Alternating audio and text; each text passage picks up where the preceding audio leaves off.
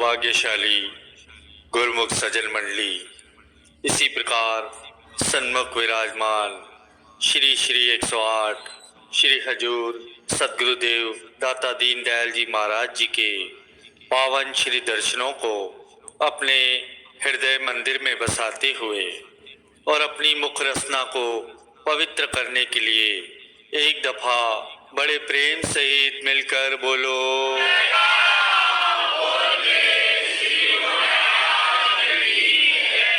श्री आनंदपुर की पुण्य धरा पर खुशियां ही। गुरु को वीडियो लाइक कर देना, सब्सक्राइब कर देना प्लीज़। मैं बहुत अच्छा आपको सत्संग सुनाने जा रहा हूँ। खुशियां शाही हैं विशाल दर्शन हाल में, पावन श्री दर्शनों की सबको लाखों लाख बधाई है। गुरुमुखों, महापुरुष जो हमें नित्य ही पावन श्री दर्शन देते हैं, हमारी झोलियां इस नाम और भक्ति के सच्चे धन से मालो माल करते हुए हमें नित्य ही खुशियां और नित्य ही आनंद से जो भरपूर कर रहे हैं, इसके लिए मैं अपनी ओर से और आप सभी गुरुमुखों की ओर से श्री चरण कमलों में कोटन कोट बार वंदन करता हूँ।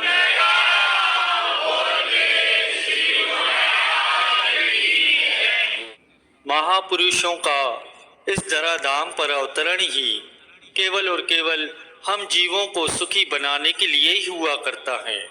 जैसे कि प्रेमी वर्णन भी करते हैं कि आए धरा पर सुख बरसाने संतों के सिरताज, लोक परलोक के सच्चे साथी श्री परमहंस अवतार। भक्ति व मुक्ति का सच्चा ये दरबार बनाया है, खुशियों से सबकी झोलियां भर दी जो भी श्री चरण में आया है। महापुरुषों के चरणों में जो भी जीव आ जाते हैं, उसे ये नाम और भक्ति की सच्ची दौलत दे करके सच्ची खुशियों से सच्चे आनंद से भरपूर कर देते हैं। जैसे कि इस समय भी हम खुशियों से भरपूर हो रहे हैं, क्योंकि सत्पुरुषों के चरणों में आने से जीव सहज में ही ये सच्ची खुशियों से भरपूर हो जाते हैं। उनके सब दुख दर्द जो हैं वो दूर हो जाते हैं। कहते भी हैं कि यह जो सुख है विरले विरले भाग्यशाली हम जैसे गुरुमुखों को ही नसीब होता है, जो कि संत महापुरुषों की चरण शरण में बैठ करके उनके शुभ आशीर्वाद प्राप्त करके गुरुमुख प्रेमी इस नाम और भक्ति की लगन अपने दिल में लगाते हैं, तो सहज में ही गुरुमुख के सब दुख दर्द गम जो है वो दूर हो जाते हैं और वह खुशियों से भरपूर हो जाते हैं। उनका जीवन जो है फिर खुशियों भरा व्यतीत होता है। जैसा कि कहते भी हैं कि यह मन नित्य ही खुशियां मांगता है। जिस दिल के अंदर मालिक के नाम की, मालिक की भक्ति की लगन लग जाती है और यह समझ, यह सोच संत महापुरुषों के चरणों में आकर ही जीव को पता चलता है। नहीं तो आम दुनियादार जो है वो इस चीज से भूला हुआ है। जैसा कि हमारे हृदय सम्राट श्री श्री 108 श्री तृतीय पातशाही गुरु महाराज जी के जीवन में भी एक प्रसंग आता है कि हमारे श्री सदगुरु दाता दीन दयाल जी महाराज जी जब अभी साधु वेश में ही थे, तो एक स्थान से दूसरे स्थान पर कहीं कृपा फरमा रहे थे। तो गर्मी का मौसम था। एक पेड़ की छाया के नीचे थोड़ी समय के लिए रुके, तो थोड़ी दूर ही कुछ एक स्त्रियां पानी भरने के लिए आई हुई थी। उनमें से एक वृद्ध स्त्री आप जी के पावन दर्शन करते ही निहाल हो गई और वह श्री चरणों में विनय करने लगी कि महाराज जी, मेरा घर यहाँ से नजदीक ही है, मैं आपके लिए कुछ भोजन ले आऊं? तब आप जी ने उनसे कहा कि नहीं, हमें जरूरत नहीं है। तो उसने बार बार विनय की कि चलो महाराज जी, गर्मी का मौसम है, आपके लिए थोड़ी छाछ ले आती हूँ। तो उसकी विनय को स्वीकार करते हुए आप जी ने फरमाया कि ठीक है, ले आओ। तब वह घर गई तो अपने घर परिवार में कार्य व्यवहार में व्यस्त हो गई। तो वो भूल गई कि मैं संतों से कुछ वादा करके आई हूँ, विनय करके आई हूँ।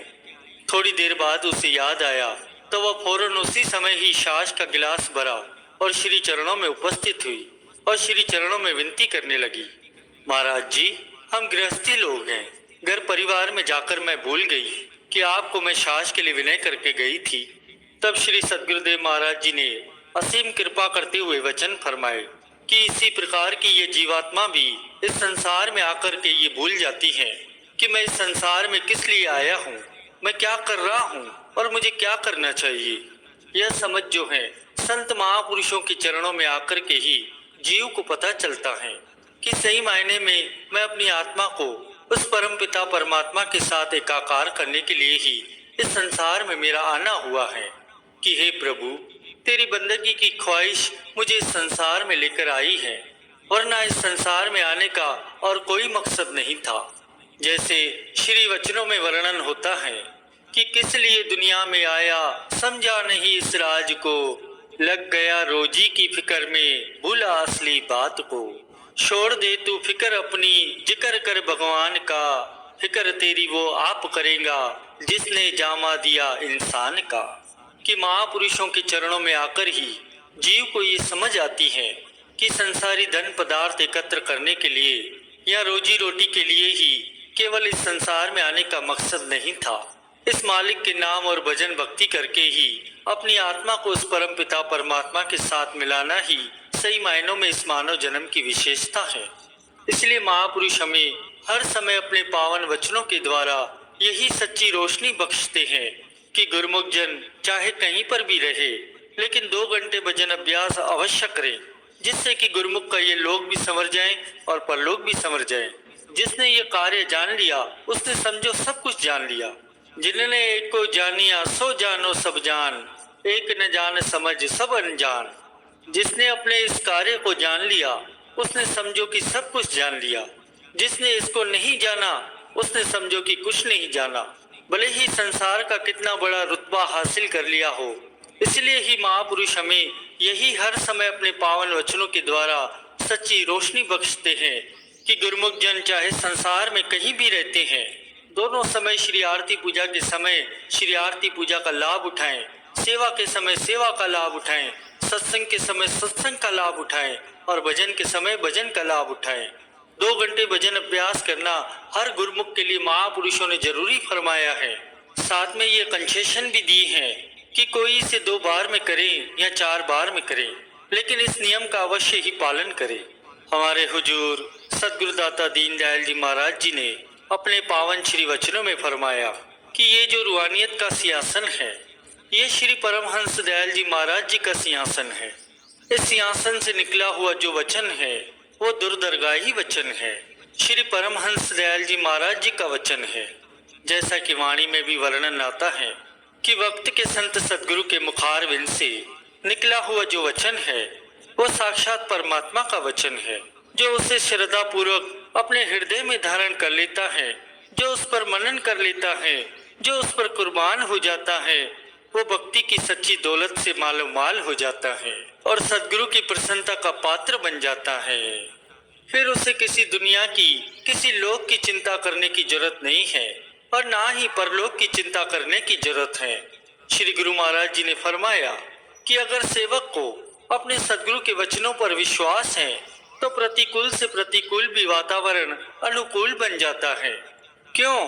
क्योंकि सदगुरु की कृपा का, प्यार का हाथ सदैव अपने सेवक के साथ इस प्रकार से रहता है जैसा कि इस समय हमारे साथ बना हुआ है। वीडियो लाइक करना, सब्सक्राइब करना प्लीज़।